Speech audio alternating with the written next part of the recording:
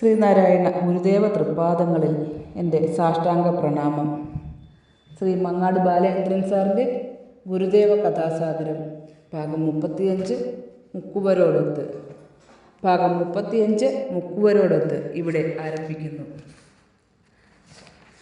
കടലിൻ്റെ മണവും കുളിരും ചേർന്നുള്ള കാറ്റിൻ്റെ നിരന്തരമായ ലാളനമേറ്റ് കടപ്പുറത്ത് കിടന്നിരുന്ന നാണുവാശാൻ നേരം പുലരും മുമ്പേ എഴുന്നേറ്റു.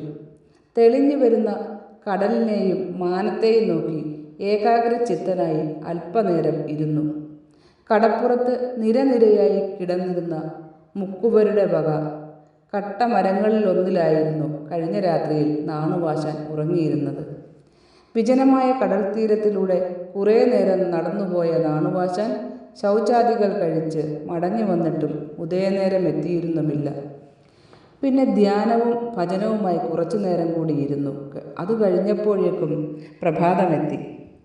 കടപ്പുറത്തെ മുക്കുവ കുടിലുകളിൽ നിന്നും ഇറങ്ങി വന്ന മീൻപിടുത്തം തൊഴിലാക്കിയവർ നാണുവാശാനുമായി കുശലം പറഞ്ഞു. അവരിൽ ഒരാൾ ഒരിലയിൽ പൊതിഞ്ഞുകൊണ്ട് വന്നിരുന്ന കുറച്ച് കപ്പയും മീനും വാങ്ങി അവിടെ ഇരുന്ന് തന്നെ സ്വാദോടെ ഭക്ഷിച്ചു.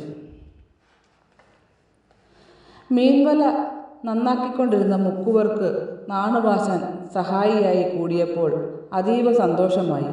അവരുടെ കട്ടമരങ്ങൾ കടലിലേക്ക് തള്ളിയിറക്കുമ്പോൾ നാണുവാശാനും അതിൽ പങ്കുകൊണ്ടിരുന്നു. അത് സാധുക്കളായ ആ മത്സ്യത്തൊഴിലാളികൾക്ക് വലിയ ആവേശവും പ്രത്യാശയുമാണ് പകർന്നിരുന്നത്. അത്തരം അവസരങ്ങളിലൊക്കെ അവർക്ക് മെച്ചപ്പെട്ട മത്സ്യസമ്പത്ത് കിട്ടിയിരുന്നു. അതോടെ കട്ടമരങ്ങൾ കടലിലിറക്കുമ്പോൾ നാണുവാശാൻ അതിലൊന്ന് തൊട്ടിരുന്നെങ്കിലെന്ന് എല്ലാ മുക്കുവന്മാരും ഒരുപോലെ ആഗ്രഹിച്ചു. അവർക്കെല്ലാം അനുഗ്രഹത്തിൻ്റെയോ ദിവ്യതയുടെയോ ഒരു തൊടലായിട്ടായിരുന്നു അത് അനുഭവപ്പെട്ടിരുന്നത്. ചിലപ്പോൾ മത്സ്യവുമായി എത്തുന്ന വള്ളങ്ങൾ കരയിലേക്ക് തള്ളിക്കയറ്റുവാൻ മുക്കുവർ വളരെ പ്രയാസപ്പെട്ടിരുന്നു. അത്തരം നേരങ്ങളിൽ നാണുവാശാൻ ആ വള്ളത്തിലൊന്ന് കൈവച്ചാൽ കളിവള്ളം എന്ന പോലെ പ്രയാസമേതും കൂടാതെ അതപ്പോൾ കരയ്ക്കെത്തിക്കുവാൻ അവർക്ക് കഴിഞ്ഞിരുന്നു.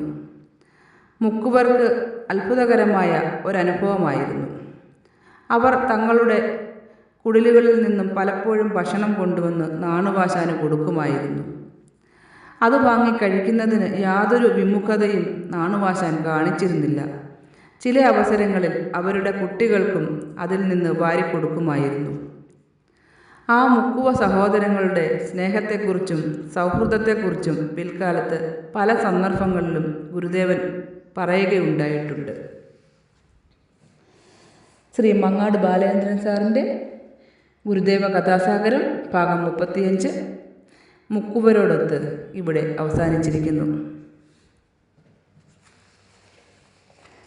നാരായണ ഗുരുവേ എൻ്റെ സത്യപ്രകാശമേ നീ, പാരിൽ പ്രകാശമേകാൻ പിറന്നൊരു വാടാമലരല്ലേ നീ.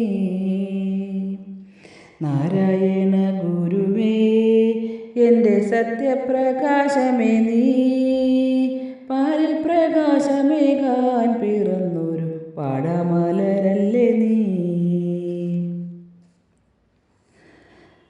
നന്ദി, നമസ്കാരം. ഗുരുധർമ്മം വിജയിക്കട്ടെ.